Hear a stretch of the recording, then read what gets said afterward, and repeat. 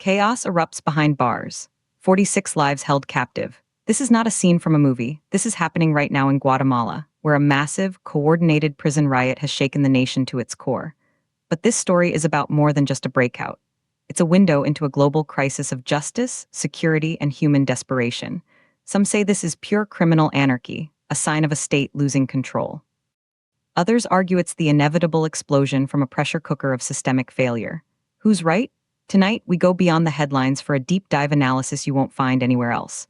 To understand today's crisis, we must look at Guatemala's prisons. The facts are stark. The system is built for roughly 17,000 inmates.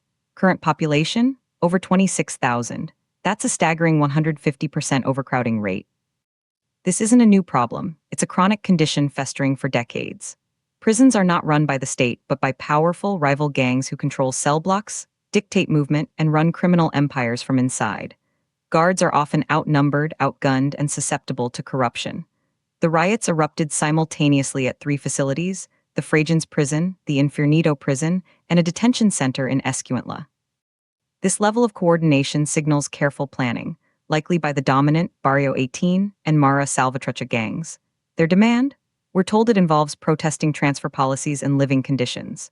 But the scale, taking 46 hostages, most of them prison guards, is an act of outright defiance against the state. This comes amid a fragile political climate in Guatemala, following years of anti-corruption efforts and a recent change in administration.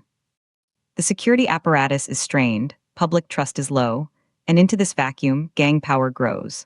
The central tension is clear: is this a security problem to be crushed by force, or a humanitarian and governance crisis that requires deep, structural reform? The first perspective is one of law, order, and zero tolerance.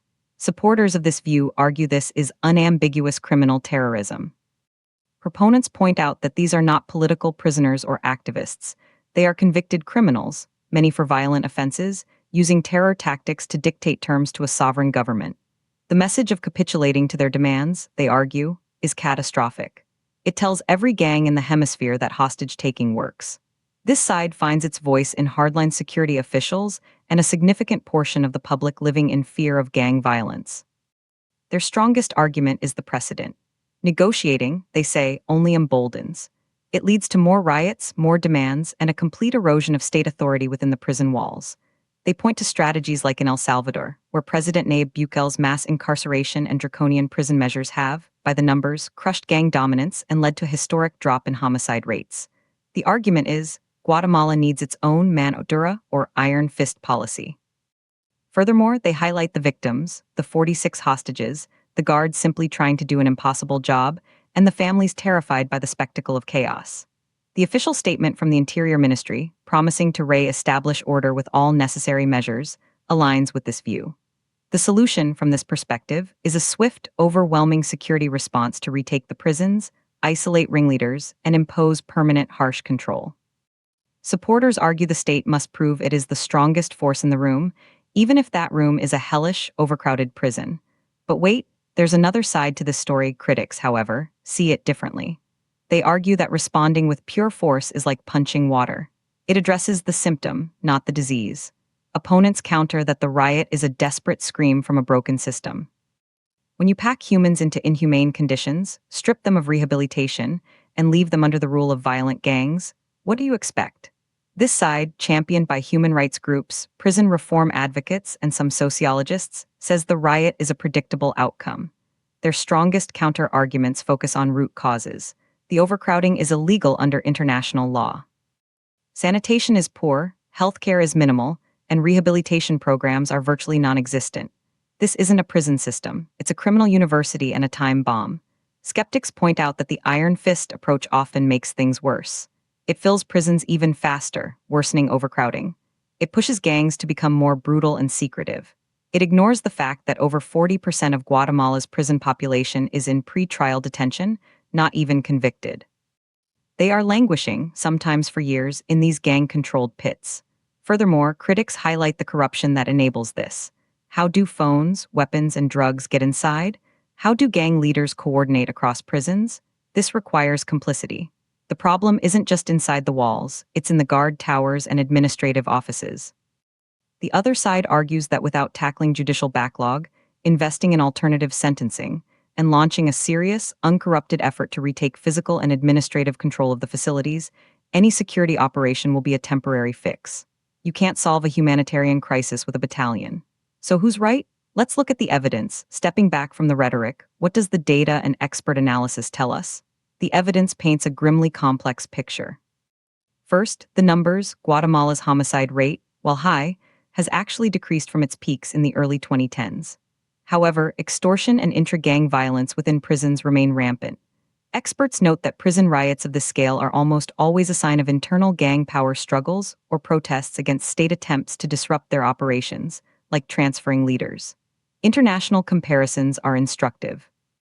Look at El Salvador's model, often cited by Side A. Yes, homicides plummeted. But human rights organizations document widespread arbitrary detentions, torture in prisons, and the suspension of civil liberties. The question becomes, at what cost? Conversely, look at models in parts of Europe or even some programs in Latin America that focus on rehabilitation, education, and gang disengagement. They show lower recidivism, but they are expensive, slow, and politically difficult, especially in a climate of fear.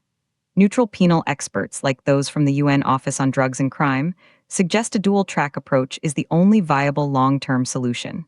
The data suggests you need immediate, firm security to stop violence and protect lives. That's non-negotiable. But the evidence also overwhelmingly shows that without parallel, sustained investment in reducing overcrowding, modernizing infrastructure, purging corruption, and offering inmates a path away from gangs, the cycle will simply repeat. The gangs fill the void the state abandons. Expert after expert notes that prisons where inmates have nothing to lose are prisons that cannot be controlled. The reality is more complex than either crush them or coddle them. Here's the uncomfortable truth most people miss. Both sides are describing different parts of the same elephant. Side A is correct that a state cannot tolerate armed insurrection within its own institutions. The immediate safety of the hostages and the restoration of order is a fundamental duty. There must be consequences for this act of terror. But Side B is also correct in a more profound, long-term sense. This riot was not an anomaly, it was an inevitability. You cannot sustainably police a humanitarian disaster. The state of Guatemala has, through neglect, corruption, and underfunding, effectively subcontracted the management of its prison population to criminal syndicates. Retaking a prison yard with tactical forces is a one-week operation. Retaking the system from decay is a generational challenge. What most people miss is that this is ultimately a crisis of governance, not just security. It's about a weak judiciary, a corrupt procurement system for prisons, and a political class that has found it easier to build more cells than to fix the reasons they are filled. The verdict? The security response is necessary medicine for an acute heart attack, but if the patient goes back to smoking, eating poorly, and never exercising, the systemic failures, the next attack will be worse. Guatemala needs the emergency surgery and the lifestyle change. For ordinary Guatemalans, this ripple effect is immediate and terrifying. Families of the hostages are in agony. Communities near the prisons are on lockdown, fearing escapes. But the deeper impact is on faith. Every such event erodes trust that the government can provide basic security. It makes citizens feel helpless. For the inmates not involved in the riot, their already hellish conditions will likely worsen in the crackdown to come. What to watch for next? First, the hostage resolution.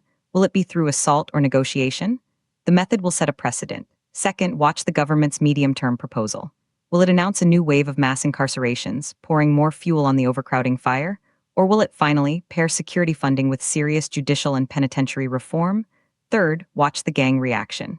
If their leaders are isolated or killed, will it fragment the gangs into more violent factions?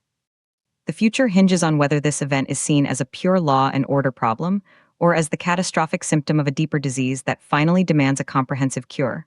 What do you think? Drop a 1 if you believe Guatemala needs an iron fist response to retake control. Drop a 2 if you believe only deep systemic reform can truly solve this crisis. 46 hostages, 3 prisons, 1 broken system. The debate between immediate security and long-term reform isn't just academic. It's a matter of life, death, and the future of a nation. Now I want to hear from you. Are you Team Iron Fist or Team Systemic Reform? The debate continues in the comments. Drop your take below and share this analysis with someone who needs to see both sides of this devastating story. Subscribe to Kenya News Update today for more breaking news and deep dive analysis from around the world.